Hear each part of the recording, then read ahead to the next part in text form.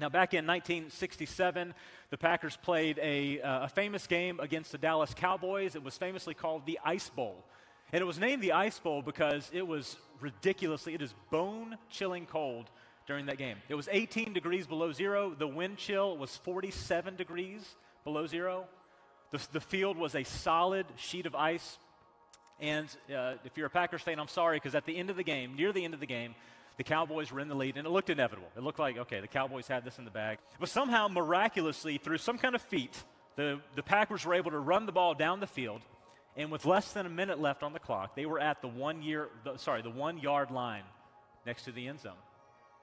Now, they tried a couple of handoff plays, but it didn't go anywhere. The guys were literally slipping all over the place. The field was a sheet of ice. They couldn't get any traction on the field, even with their cleats on. Bart Starr, if you know that name, he was the coach for the Packers during that season, and he must have been feeling very confident because he called out a ridiculous play.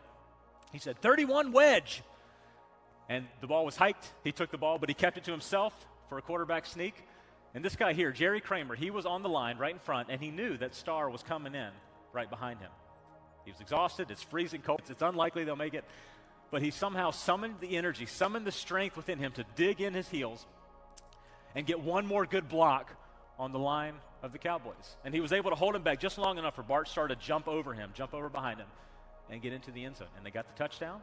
The Packers won the Ice Bowl. They were cheering for Bart Starr, for the quarterback, the guy who snuck in the ball. He kept the ball to himself, jumped over the line. And there was Jerry he's laying flat on the field here, right?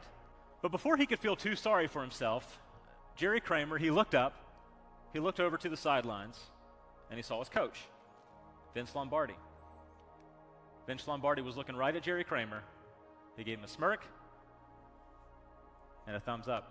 Sometimes all you need is to know that the coach saw what you did, right? Many of you are involved in ministry, and ministry can be discouraging, but your message today, what I want you to hear today, is don't get here. Don't lose heart. The coach sees you, right? Jesus sees you.